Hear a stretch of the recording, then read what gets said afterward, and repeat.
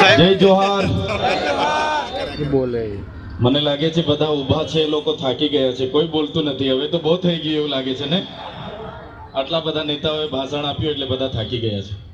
પણ આપણી વચ્ચે પૂર્વ મંત્રી શ્રી ના માણસો પણ એમણે મોકલેલા છે. એમણે કીધું કે જાઓ, ચૈતર વસાવાનો પ્રોગ્રામ છે, કેટલા લોકો આવે છે એની સાથે સાથે કેટલા લોકો જોરથી નારા બોલે છે ઉતારીને લાવજો. એ લોકો ઉતારશે ને તમે આટલો આટલો આ કરશો ને પછી કઈ મજા નથી, એવું થશે. તો હું જય જવાન બોલાવીશ, તમે જય કિસાન બોલાવજો. હું જય જવાન બોલાવીશ, તમે જય કિસાન બોલજો. જય જવાન, જય જવાન, જય જવાન, ઇન્કલાબ, ઇન્કલાબ. ધન્યવાદ. આજની ગુજરાત જોડો જનસભામાં અહીં મંચસ્થ મારી સાથે ઉપસ્થિત આમ આદમી પાર્ટીના પ્રદેશના યુવા અધ્યક્ષ એવા બ્રિજરાજભાઈ સોલંકી, વિદ્યાર્થી નેતા અને આમ આદમી પાર્ટીના યુવા આગેવાન એવા યુવરાજસિંહ જાડેજા, આ વિસ્તારના સંગઠન મંત્રી એવા નરેશભાઈ બારિયા, આ ઝોનના પ્રભારી એવા અશોકભાઈ ઓઝા, સાથે આપણા મહીસાગર જિલ્લાના પ્રમુખ એવા બાબુભાઈ ડામોર, દાહોદ જિલ્લાના પ્રમુખ એવા રાકેશભાઈ બારિયા, દાહોદ લોકસભાના ઇન્ચાર્જ એવા ભાણાભાઈ, સાથે આ વિસ્તારમાંથી દાહોદ જિલ્લાની આજુબાજુની વિધાનસભા 2022ની ચૂંટણી લડેલા એવા તમામ સાથીઓ, વિધાનસભાના ફતેપુરાના પ્રભારી, ઝાલોદના પ્રભારી અનિલભાઈ અને તમામ વિધાનસભાના પ્રભારીઓ, તાલુકાના પ્રમુખો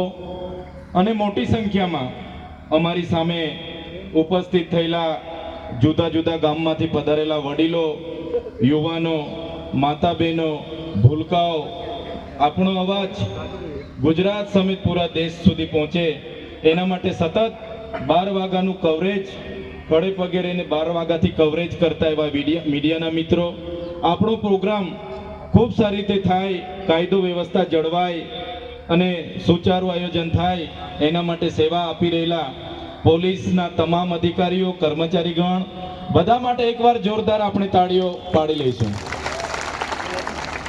સાથે મંચસ્થ જયેશભાઈ સંગાળાજી, દેવેન્દ્રભાઈ મેડા, અજયભાઈ કટારા જેવા અનેક આગેવાનોનો આજના કાર્યક્રમમાં આ ચૈતર વસાવા બધાને જ જોહાર વંદન કરે છે, બધાને હું નમન કરું છું.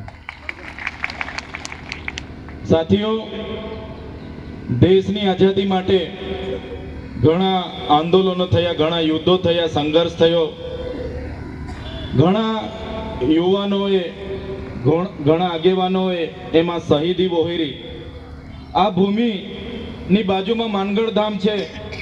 દર વર્ષે 17 સપ્ટેમ્બરે ત્યાં અમે આવીએ છીએ. ત્યાં પણ જલિયાવાલા બાગના હત્યાકાંડ કરતાં પણ મોટો હત્યાકાંડ માનગઢ ધામમાં પણ થયો. 1500 જેટલા લોકોને ગોળીઓ બારથી મારી નાખવામાં આવ્યા. આજે સવારે હું લીમડીની બાજુમાં આવ્યું કંબોઈ ધામ, જ્યાં ગોવિંદ ગુરુની સમાધિ છે, ત્યાં હું જઈને એમના દર્શન કરીને આવ્યો. તો આ ભૂમિ એક ક્રાંતિકારી ભૂમિ છે. આજનો દિવસ એ સંવિધાન દિવસ તરીકે આપણે મનાવીએ છીએ. બધા લોકોના શહાદતથી, બધા લોકોના ખૂનથી દેશ આઝાદ થયો. દેશમાં લોકશાહી આવી અને લોકશાહી આવ્યા બાદ આખા દેશના તમામ વર્ગના લોકોને એવું હતું કે હવે લોકશાહીમાં આપણે બધા સાથે જે પણ પ્રકારની આઝાદી મળી છે, અમને બધાને આઝાદી મળી, તો લોકશાહીમાં બધા સાથે રહીને દેશને આગળ લઈ જઈશું. પણ સાથીઓ, જે પ્રકારે આગળના વક્તાઓએ કીધું એ પ્રકારે બાબા સાહેબે જ્યારે બંધારણ બનાવ્યું, એમની આખી ટીમે બંધારણ બનાવ્યું અને બંધારણ જ્યારે એમણે દેશના રાષ્ટ્રપતિ, દેશના વડાપ્રધાનને એમણે સુપ્રત કર્યું, ત્યારે એમણે કીધું કે આ બંધારણ બીજા દેશોના કોઈ પણ બંધારણ કરતાં પણ વિશેષ બંધારણ છે, જેને કોઈ પણ દેશનું બંધારણ ટક્કર નહીં મારશે એ પ્રકારનું બાબા સાહેબે બંધારણ બનાવ્યું છે. ત્યારે બાબા સાહેબના એ વાક્ય મને યાદ આવે છે. બાબા સાહેબે કીધું હતું બંધારણ તો ખૂબ સારું, બધા જ વર્ગના, બધા જ જ્ઞાતિના બધા જ લોકોને આવરીને બનાવ્યું છે. પણ બંધારણને અમલ કરનારાઓની જ્યારે ઈચ્છા શક્તિ નહીં હશે તો આ બંધારણ કશું જ કામનું નથી રહેવાનું. અને આજે તમે જોઈ લો, આજે દેશમાં જે લોકો રાજ કરી રહ્યા છે, દેશની આઝાદીમાં એમનું કોઈ યોગદાન નહોતું, અને એ લોકો આજે રાષ્ટ્ર ભાવનાની, રાષ્ટ્ર પ્રેમની, દેશની અખંડિતતાની આપણી સાથે વાતો મોટી મોટી કરે છે. બંધારણમાં તમે જોશો, બંધારણમાં જ્યારે આદિવાસી સમાજમાંથી જયપાલસિંહ મુંડા આપણા સભ્ય હતા, એમણે બંધારણના આર્ટિકલ 371 અંતર્ગત આસામ, સિક્કિમ, મિઝોરમ, મેઘાલય, ત્રિપુરા, નાગાલેન્ડ જેવા રાજ્યોમાં અનુસૂચિત 371 અંતર્ગત એમણે દાખલ કરી.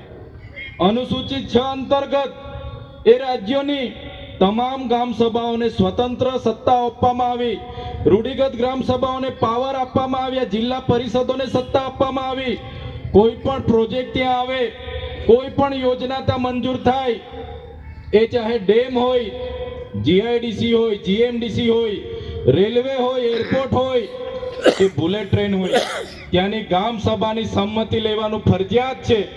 ત્યારે ત્યાં કોઈ વડાપ્રધાન કાર્યક્રમ કરવા આવે, દેશના રાષ્ટ્રપતિ કાર્યક્રમ કરવા આવે, રાજ્યપાલ કાર્યક્રમ કરવા આવે કે રાજ્યના મુખ્યમંત્રી કાર્યક્રમ કરવા આવે, અનુસૂચિત 6 લાગુ છે. વિસ્તારમાં ગ્રામ સભાની પરવાનગી ફરજિયાત લેવી પડે છે. કોઈ પણ પ્રોજેક્ટ ત્યાં મંજૂર થાય, એની જમીન સંપાદન કરતા પહેલા ગ્રામ સભાની પરવાનગી લેવી પડે, એ વ્યક્તિની પરવાનગી લેવી પડે, આ પ્રકારે પબ્લિક હિયરિંગ કરવું પડે, પછી જ ત્યાં જમીન સંપાદન થાય છે. એ પાવર અનુસૂચિત 6 માં આપેલા છે, બંધારણની કલમ 371 માં આપેલા છે. ત્યારે આજે એ વિસ્તારનો આદિવાસી સમાજ આજે બચેલો છે. ત્યારે આજે ગુજરાતમાં પણ અંબાજીથી ઉમરગામના 14 જિલ્લાઓમાં બંધારણની કલમ 244 ની પેટા કલમ 13 ક અંતર્ગત આપણને અનુસૂચિ 5 ની જોગવાઈ કરીને બંધારણમાં આપણને આપી છે. સાથીઓ, આજે આઝાદીના 78 વર્ષ થયા, પણ આ સરકારોએ અનુસૂચિ 5 આજ દિન સુધી લાગુ નથી કરી. આજે સત્તામાં બેઠેલા લોકો પોતાનો સત્તાનો દુરુપયોગ કરીને જ્યારે આ વિસ્તારમાં ડેમો બનતા હતા, આ વિસ્તારમાં કોરિડોર બને, ભારતમાલા પ્રોજેક્ટ બને, આ વિસ્તારમાં જ્યારે એરપોર્ટ આવવાનું હોય, આ વિસ્તારમાં કોઈ જીઆઈડીસી, જીએમડીસી આવવાની હોય, સત્તામાં બેઠેલા લોકો સત્તાનો દુરુપયોગ કરીને પોલીસને મોકલીને બારોબાર આપણી જમીન આજે છીનવાઈ રહી છે. બંધારણમાં 1996 ના પેસા એક્ટની જોગવાઈ છે કે ગ્રામ સભાની પરવાનગી ફરજિયાત હોવી જોઈએ, પબ્લિક હિયરિંગ થવું જોઈએ અને એની સંમતિ હોય તો જ જમીન સંપાદન થાય. પણ આજે એનો કોઈ અમલ કરતું નથી. આજે 1983 માં જે 73 AA માટેનો કાયદો બન્યો, એમાં આદિવાસીઓની જમીનો બીજા કોઈ ખરીદી ના શકે અને આદિવાસીની જમીન બીજા કોઈ વેચી ના શકે, એ કાયદા અંતર્ગત આજે આપણને પ્રાવધાન મળ્યા. પણ તમે આજે જોઈ લો, દરેક જિલ્લાના કલેક્ટરો 73 AA ની જમીનો બારોબાર એમના દસ્તાવેજો બનાવીને આપી રહ્યા છે. ત્યારે સાથીઓ, આપણે બધાએ જાગવાની જરૂર છે. એ ચાહે અનામતની વાત હોય, આજે અનામતમાં 40% લાવો તો જ આપણને એ ભરતીમાં લેવાની વાત છે. ત્યારે આ રોસ્ટર પદ્ધતિ બાબતે પણ આવનારા દિવસોમાં આપણે જાગવું પડશે. ત્યારે સાથીઓ, વધારે વાત એના પર આપણે કરવી પડશે કે આજે બંધારણ દિવસ હતો અને આપણને જે બંધારણમાં સંવિધાનિક પ્રાવધાનો મળ્યા છે, જળ જંગલ જમીન પરના અધિકારો મળ્યા છે, ખનિજો પરના અધિકારો મળ્યા છે, એની આજ દિન સુધી અમલવારી નથી થઈ. આજ દિન સુધી આપણે અધિકારો માટે લડીએ છીએ. આજે તમે દેશની હાલત શું છે જોઈ લો. આજે આપણે દેશના નાગરિક છે એ સાબિત કરવા માટે તમારે કેટલા જાતના પુરાવા આપવા પડે છે? આપવા પડે છે કે નથી આપવા પડતા? પાછળ મારો અવાજ આવે છે? આજે તમે દેશના નાગરિક છો એ સાબિત કરવા માટે તમે જોઈ લો, શરૂઆતમાં તમારે નામ લખાવવું એટલે તમારે પહેલા શરૂઆતમાં જન્મનો દાખલો માંગે, આવકનો દાખલો માંગે, જાતિનો દાખલો માંગે, સ્કૂલનું સર્ટી માંગે, રેશન કાર્ડ માંગે, આધાર કાર્ડ માંગે, ચૂંટણી કાર્ડ માંગે, તમારી પાસે પાન કાર્ડ માંગે, આઈટી રિટર્ન માંગે, તમારી પાસે કટિયા માંગે, પંચાયતનો રહેઠાણનો દાખલો માંગે, ઘરવેરાની પાવતી માંગે, લાઇટ બિલ માંગે. અને તમે જ્યારે કોઈ લાભ લેવા જાઓ, મામલતદાર સાથે તમે ઊભા હો તો પણ મામલતદાર કહે કે તમે જીવતા છો એનો દાખલો, હયાતીનો દાખલો લઈ આવો, પછી જ તમને અમે તમારા ટેક્સમાંથી યોજનાનો લાભ આપીશું. થાય છે કે નથી થતું? થાય છે ને? ત્યારે આપણે હયાત છે એનો પુરાવો, આપણે નાગરિક છે એના પુરાવા માટે એક થેલો લઈને આપણે નીકળવું પડે. અને આપણે બધાએ અડધી જિંદગી એ કાગળિયા ભેગા કરવામાં જતી રહે એવી પરિસ્થિતિ આજે આપણી છે. આજે કડાણા વિસ્તારના લોકો પોતાના જાતિના દાખલાઓ માટે વર્ષોથી લડે છે. સાચી વાત છે કે ખોટી વાત છે? સાચી વાત છે કે ખોટી વાત છે?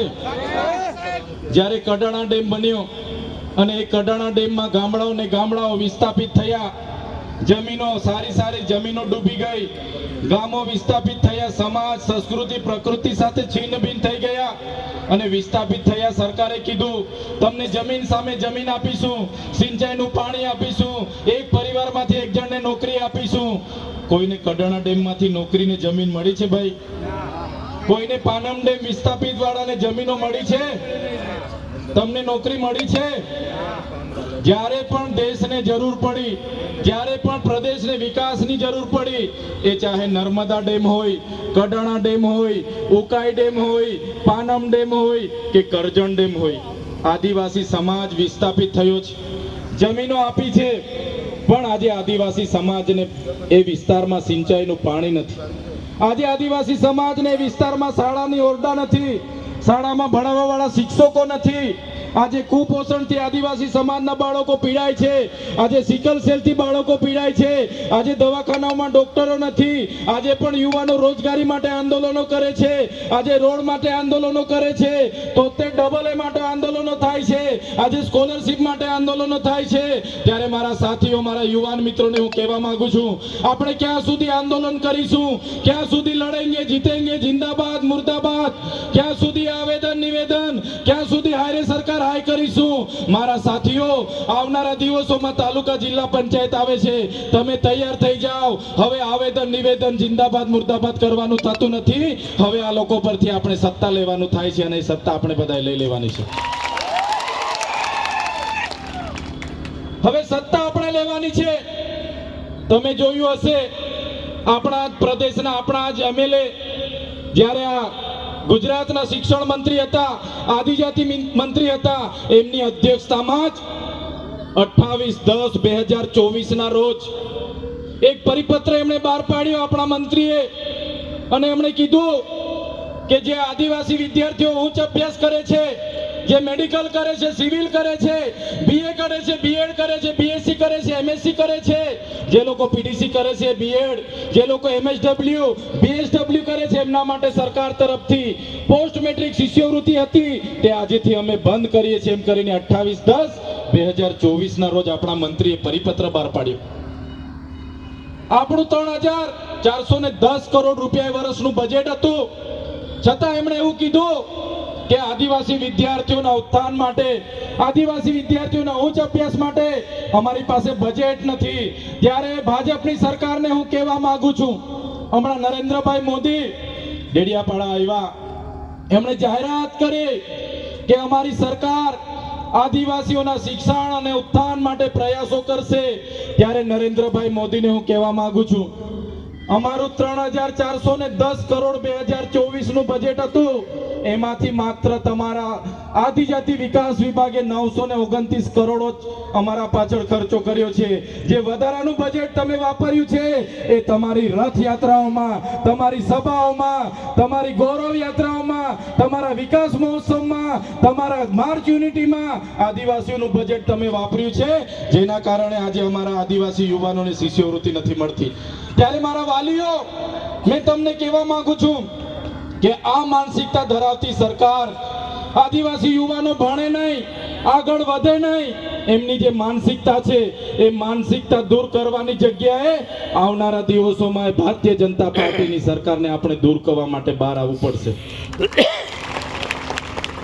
હમણાં મંત્રીમંડળ બદલાયું અને મંત્રીમંડળ એમણે બદલ્યું, આખું ને આખું મંત્રીમંડળ બદલ્યું ને નવા મંત્રીઓ બીજા 4 આપણા વિસ્તારમાંથી મૂક્યા.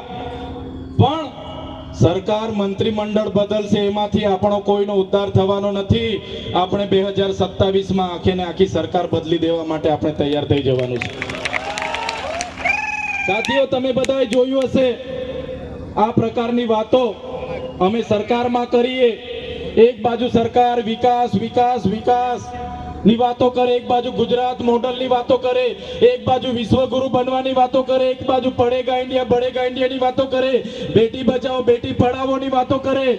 અને આપણે જ્યારે શિક્ષકોની માંગણી કરતા હોય, આપણે જ્યારે શાળાની માંગણી કરતા હોય, આપણે મનરેગા કૌભાંડની વાતો કરતા હોય, આપણે નલ સે જલમાં થયેલા કૌભાંડની વાતો કરતા હોય, એનું આંદોલન થતું હોય, અમે આગેવાની કરતા હોય, ટેટ ટાટ પાસ પરીક્ષાર્થીઓને કાયમી ભરતી થાય એની માંગ કરતા હોય, તો આ ભૂપેન્દ્રભાઈ પટેલની સરકારને ગમતું નથી. આ હર્ષભાઈ સંઘવીની પોલીસને ગમતું નથી, એમની સરકારને ગમતું નથી અને અમને જેલોમાં નાખવામાં આવે છે. તમે જોયું હશે 2023માં પણ એક ખોટા કેસમાં મારા ધર્મપત્ની, મારી બહેનો, એમના જમાયો, મારો પીએ, મને બધાને જેલમાં નાખી દેવામાં આવ્યા, દબાવવામાં આવ્યા, ડરાવવામાં આવ્યા, ધમકાવવામાં આવ્યા અને કહેવામાં આવ્યું તમે આદિવાસી સમાજનો અવાજ કેમ બનો છો, તમે સંવિધાનની વાત કેમ કરો છો, તમે નર્મદાના પાણીની વાત કેમ કરો છો, તમે ઉકાઈના પાણીની વાત કેમ કરો છો, તમે કડાણાના વિસ્થાપિતની વાત કેમ કરો છો, તમે કોરિડોરને કેમ જમીન આપતા નથી, તમને જેલ વેઠવી પડશે. અને એ જ પ્રકારે ગયા વર્ષે પણ હમણાં તમે જોયું હશે જુલાઈની 7મી તારીખે મને એ લોકોએ ઓફિસે બોલાવ્યા અને પૂર્વ પ્લાનિંગ સાથે મારા પર ખોટો કેસ કર્યો. એક સામાન્ય બાબત મામલતદાર ટેબલ પર જામીન આપીને મોકલી દે, એની જગ્યાએ 307 મારા પર લગાડી દેવામાં આવી. મને રાજપીપળા જેલમાં નહીં, ડેડિયાપાડા જેલમાં નહીં, મને વડોદરાની સેન્ટ્રલ જેલમાં નાખી દેવામાં આવ્યો. સયાજીરાવ ગાયકવાડે અંગ્રેજો વખતે એના પહેલા બનાવેલી જેલમાં ખંડર હાલતમાં એકલી કોટડીમાં મને રાખવામાં આવ્યો. મને યાતના આપવામાં આવી, મારો પરિવાર દુખી, મારા કાર્યકરો દુખી. મને જામીન ના મળે, મારા વકીલોને કોર્ટમાં ના જવા દે, મારા માટે આંદોલન કરે એમને જેલોમાં નાખી દે, એમના મોબાઈલો જમા થઈ જાય. મને જેલમાં મળવા માટે કોઈને પરમિશન નહીં, મારા વકીલોને મળવા ના દે. મને દબાવવામાં આવ્યો, ડરાવવામાં આવ્યો, ધમકાવવામાં આવ્યો અને કહેવામાં આવ્યું તમારે 3 વર્ષ સુધી જેલમાં રહેવું પડશે, તમારે 2 વર્ષ સુધી જેલમાં રહેવું પડશે. અને મેં જેલમાં, સાથીઓ તમે જોયું હશે, મેં વગર ગુને, સાથીઓ જેલોથી અમે ડરતા નથી, અમારા સાથીઓ જેલોથી ડરતા નથી, પણ જ્યારે વગર ગુને જેલ વેઠવી પડે, વગર ગુને યાતનાઓ વેઠવી પડે ત્યારે દુઃખ થાય છે. અને એ દુઃખ સાથે અમે 80 દિવસ સુધી જેલમાં રહ્યા, એકલી કોટડીમાં રહ્યા, અંધારી કોટડીમાં રાખવામાં આવે, યાતનાઓ આપવામાં આવે અને 2 વર્ષ સુધી રાખવાનું એમનું આયોજન હતું. પણ તમારા બધાના આશીર્વાદ હશે, ઉપરવાળાની મહેરબાની હશે, હું છૂટીને આવ્યો ને તમારી વચ્ચે આવ્યો. ત્યારે આ સરકાર દબાવવા માટે પોલીસનો ઉપયોગ કરે છે. આ ઉત્તમ દાખલો છે. માંડ માંડ તારીખ પર તારીખ, તારીખ પર તારીખ, તારીખ પર તારીખ, તારીખ પર તારીખ ભાજપના નેતાઓ, એમની પોલીસ ખોટા સગોંદનામા કર્યા. કહેવામાં આવ્યું કે આ ચૈતર વસાવાને આદિવાસી વિસ્તારમાં નહીં ફરવા દેવાનું, એને અંબાજીથી ઉમરગાંવથી દૂર રાખો. અને તમે જોયું હશે આજે હું ડેડિયાપાડા નથી જઈ શકતો. મને આ લોકોના ખોટા સોગંદનામાના કારણે મારો જે મત વિસ્તાર છે, મારું જે ડેડિયાપાડા છે, જે લોકોએ મને 1 લાખથી પણ વધારે મત આપ્યા, જે લોકોએ મને 34 વર્ષમાં ધારાસભ્ય બનાવ્યો, એમની વચ્ચે એમના સુખ દુઃખમાં આજે હું જઈ નથી શકતો. ત્યાં મારી ઓફિસ છે, મારું ગામ છે, ત્યાં મારું ઘર છે, મારો પરિવાર છે, ત્યાં હું જઈ નથી શકતો. અને અનેક વાર એ લોકો હજુ પણ મને કહે છે, એમના નેતાઓ ધમકી આપે છે, એમના આઈપીએસ અધિકારીઓ ધમકી આપે છે, તમે મોદી સાહેબ વિશે બોલો છો, તમે ભૂપેન્દ્રભાઈ પટેલ વિશે બોલો છો, તમે પોલીસમાં સામે બોલો છો, તમને આવનારા દિવસોમાં ડેડિયાપાડામાંથી તો અમે કાઢ્યા જ છે, આવનારા દિવસોમાં તમને નર્મદા જિલ્લાની બહાર પણ અમે મોકલી દઈશું, ગુજરાતની બહાર પણ અમે મોકલી દઈશું. ત્યારે પોલીસ અધિકારીઓને, એ ભાજપના નેતાઓને, એમના મુખ્યમંત્રીને, એમના નાયબ મુખ્યમંત્રીને હું કહેવા માંગુ છું, તમે મને નર્મદામાંથી કાઢી નાખશો, તમે મને ડેડિયાપાડામાંથી કાઢી નાખશો, તમે મને ગુજરાતમાંથી કાઢી નાખશો, પણ આ ચૈતર વસાવા અમારા લોકોના દિલમાં રહે છે, ત્યાંથી ક્યારે નથી કાઢી શકતા. સાથીઓ, આ યાતના અમે વેઠીએ છીએ. આ આમ આદમી પાર્ટી એમના અરવિંદ કેજરીવાલ, અમારા કાર્યકરો, અમારો પરિવાર દુઃખી હતો, વ્યથિત હતો, પણ તમારો બધાનો સહકાર અમને મળ્યો. તમે બધાએ અમારા માટે પ્રાર્થના કરી, અમારા માટે દુઆ કરી, અમારા માટે ઉપવાસ કર્યા, અમારા માટે માનતા રાખી, વ્રત રાખ્યા, અને અમે આજે છૂટીને તમારી વચ્ચે આવ્યા છે ત્યારે તમને કહીએ છીએ, આ ચૈતર વસાવા એના શરીરમાં જ્યાં સુધી લોહી ચાલશે ત્યાં સુધી આદિવાસી સમાજ અને ગુજરાતના લોકો માટે લડશે. અમને જેલોમાં ડરાવવામાં આવ્યા, અમે જેલથી છૂટીને બહાર આવ્યા ત્યારે કહેવામાં આવ્યું કે વડાપ્રધાનની હસ્તે તમારે જોડાઈ જવાનું છે, નહીં તો જેલોમાં જવા માટે તૈયાર રહો. ત્યારે ભાજપના પ્રદેશના નેતાઓને બી કહેવા માંગુ છું, ચૈતર વસાવા આજે એકલા નથી, આજે અમારી સામે લાખો ચૈતર વસાવા બેઠા છે. તમારી જેલો મોટી કરી દેજો, તમારી જેલો મોટી કરી દેજો. આજે અમારો સમાજ, આજે ગુજરાતનો યુવા, ગુજરાતના એસસી, એસટી, ઓબીસી માઇનોરિટી આજે જાગી ગઈ છે, તમારી નીતિ જાણી ગઈ છે. ત્યારે અમે ડરવા વાળા લોકો નથી, અમે લડવા વાળા લોકો છે. કેટલાક લોકોએ કીધું કે ચૈતર વસાવા ભાજપમાં આવે છે 5 દિવસમાં નરેન્દ્રભાઈ મોદીના હસ્તે એમને ખેસ પહેરાવાના છે. ત્યારે એવા લોકોને પણ કહેવા માંગુ છું, આ ચૈતર વસાવા શરણાગતિ સ્વીકારીને ભાજપમાં આવે એવા નથી, ભાજપ વાળાને લાવવા વાળા લોકો અમે છે. ત્યારે તમે જોયું હશે, ક્યાંય પણ અમે વાત કરી, અમારા કાર્યક્રમો હોય, ભાજપના નેતાઓ પીએસઆઈ ફોન કરે, પીઆઈ ને ફોન કરે, ડીવાયએસપી સાહેબને ફોન કરે, એસપી સાહેબને ફોન કરે કે આ ચૈતર વસાવાના પ્રોગ્રામમાં પરવાનગી નહીં આપવાની. પોલીસના અધિકારીઓ પર દબાણ કરે, કંઈ પણ થાય એમના પર કેસ કરજો, એમના આગેવાનોને દબાવજો. મારા પોલીસ અધિકારી મિત્રોને પણ કહેવા માંગુ છું, એવા ભ્રષ્ટ નેતાઓથી તમારે ડરવાની જરૂર નથી. આમ આદમી પાર્ટી ચૈતર વસાવા તમારી સાથે છે, તમારા કોઈ બાપથી એમનાથી ડરવાનું. સાથીઓ, આજ વાત સાથે અમે તમારી વચ્ચે આવ્યા છે. જે પ્રકારે દેશ ચાલી રહ્યો છે, તમે મનન કરો, ચિંતન કરો, આ લોકશાહી દેશમાં શું ચાલી રહ્યું છે. શરૂઆતમાં આ સરકારે કીધું કે જીએસટી અમે લાગુ કરીએ છીએ, અને એમણે જીએસટી લાગુ કરી નાના નાના વેપારીઓ રોડ પર આવી ગયા. આ સરકારે કીધું, રાત્રે 12 વાગે જાહેર કર્યું કે ભાઈ તમારા પર 500 ને 1000 વાળી છે, એ તમે 1 મહિનાની અંદર બદલી દો, એ ચાલવાની નથી. નોટબંધી જાહેર કરી, આપણે બધા લાઈનો પર લાગી ગયા. નોટ બદલવા માટે બેંકોમાં ચંપલોની લાઈનો મુકતા થઈ ગયા. એમનો એક પણ ભાજપનો કરોડપતિ નેતા પૈસા બદલવા માટે લાઈન પર નથી આવ્યો. દેશના વડાપ્રધાને કીધું કે નોટબંધી થકી ભ્રષ્ટાચાર ખતમ થશે, નોટબંધી થકી આતંકવાદ ખતમ થશે, નોટબંધી થશે બાદ તમને 15 લાખ રૂપિયાનું કાળું નાણું મળશે. કોઈને મળેલા છે ભાઈ? પાછળવાળા બોલતા નથી, મળ્યા હોય તો કેજો ભાઈ. નોટબંધીમાં 15 લાખનો વાયદો તો મળ્યા છે ભાઈ તમને? એ જ પ્રકારે તમે જોઈ લો, કોરોના આવ્યો, ઓક્સિજન નહીં, બેડ નહીં, કોઈ વ્યવસ્થા નહીં. રાતે 12 વાગે સાહેબે લોકડાઉન જાહેર કર્યું, પોલીસના હવાલે આખું તંત્ર સોંપાઈ ગયું. પોલીસે બહાર નીકળ્યો એટલે દંડો પડે. તમારા લગન બંધ, મયતમાં નહીં જવાનું, ભજનમાં નહીં જવાનું, સગાઈમાં નહીં જવાનું, તમારે કોઈ કાર્યક્રમ નહીં કરવાનો. ભાજપ વાળાની રેલી હોય એ દિવસે કોરોનાને રજા. હતું કે નહીં હતું? 2 વર્ષ સુધી કોરોના ચાલ્યો. 2 વર્ષ સુધી આપણે લગન નહીં કરવાના, ભજન નહીં કરવાના, 12મા નહીં કરવાના, કોઈ તહેવાર નહીં કરવાનો, અને ભાજપના નેતાઓની રેલી હોય એ દિવસે કોરોનાને રજા. અને આપણા સાહેબે કીધું, કોરોનાને ભગાડવા માટેનો ઉત્તમ ઉપાય એક જ છે મારી પાસે, તમે બધા થાળી અને વેલણથી થાળી વાળકા વગાડો. આપણે બધાએ વગાડ્યા કે નહીં વગાડ્યા? એમણે કીધું અઠવાડિયા પછી રવિવારે મન કી બાતમાં તમારે કોરોના ભગાવો છે? આપણે બધાએ કીધું હા ભગાવો છે. તમે દીવા સળગાવો, આપણે બધાએ 50 સળગાવ્યા, કોઈ 100 સળગાવ્યા, કોઈ 200 સળગાવ્યા. કોરોના ગયો, પબ્લિક હેરાન થઈ. સાથીઓ, એ જ પ્રકારે એમણે આધાર કાર્ડનું અપડેટ કરાવવા માટે 2 મહિના સુધી આપણને લાઈનો પર રાખી દીધા. યાદ છે ને બધાને? આધાર કાર્ડ અપડેટ માટે લાઈન પર હતા આપણે 2 મહિનાથી. ખબર છે ને બધાને? માંડ એ પૂરું થયું, એમણે કીધું તમને અનાજ મળે છે? આપણે કીધું હા. એ રેશન કાર્ડ ને કેવાયસી કરાવો, નહીં તો અનાજ નહીં મળશે. બીજા 2 મહિના આપણે રેશન કાર્ડ લઈને દોડતા થયા. સાચી વાત છે કે ખોટી વાત છે? સાચી વાત છે ને?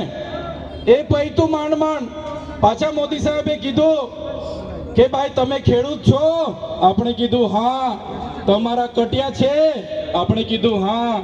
તમે ખેડૂત રજીસ્ટ્રેશન કરાવો, નહીં તો તમે ખેડૂત તરીકે મટી જશો. તમને તમારા ખાતામાં મળતા જે ખેડૂત રાશિ છે એ પણ મળશે નહીં. આપણે ખેડૂત માટે 2 મહિના કાઢ્યા કે નથી કાઢ્યા?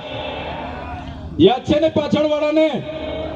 ત્યારે હવે પાછું મોદી સાહેબ એવું કીધું, તમે બધા મતદાન કરો છો? મતદાન કરો છો ને બધા? આપણે કીધું હા મતદાન કરીએ છીએ. એમણે કીધું ભાઈ મતદાન યાદી બંધ, નવા ફોર્મ ભરો. ચાલે છે કે નથી ચાલતું? નવા ફોર્મ ભરવાનું ચાલે છે કે નથી ચાલતું? નવા ફોર્મ ભરો તો જ તમે મતદાતા. 1 વર્ષમાં 8 મહિના આપણે આ લોકોના ચક્કરમાં જ ફરવાનું છે કે નથી? આપણને ક્યાંય નરવા નથી પાડવા દેવાના આ લોકો. એમનું સભ્ય નોંધણી આપણે કરાવવું હોય, ભારતીય જનતા પાર્ટીના સભ્ય બનવું હોય તો આપણને એ લોકો નંબર આપશે. આ નંબર પર મિસ કોલ કરો, અમારા સભ્ય થઈ જશો. અને આધાર કાર્ડ લિંક કરવા માટે આપણે 2 મહિના લાઈન પર રહેવાનું ને? ત્યારે આ નીતિ સામેની આ લડાઈ છે. એમના ભય ભૂખ અને ભ્રષ્ટાચાર સામેની આ લડાઈ છે. મારા વડીલો અહીંયા બેઠા છે, મારા યુવાનો અહીંયા બેઠા છે, મારી માતા બહેનો બેઠા છે. હવે આ લોકોને 30 વર્ષ તમે નમે આપી દીધા. આપણને શું મળ્યું? કડાણા ડેમના વિસ્થાપિતોને પૂછી જોજો શું હાલત છે. આ વિસ્તારના જે લોકોને આદિજાતિના દાખલા નથી મળતા એમને પૂછી જોજો શું હાલત છે. જે લોકો પોલીસની પરીક્ષા પાસ કરી છે અને છતાં પણ એ લોકોને નોકરી નથી મળતી એમને પૂછી જોજો શું હાલત છે. ત્યારે રોજગારીના પૈસા મનરેગામાં એમના મંત્રીના છોકરાઓ ખાઈ ગયા.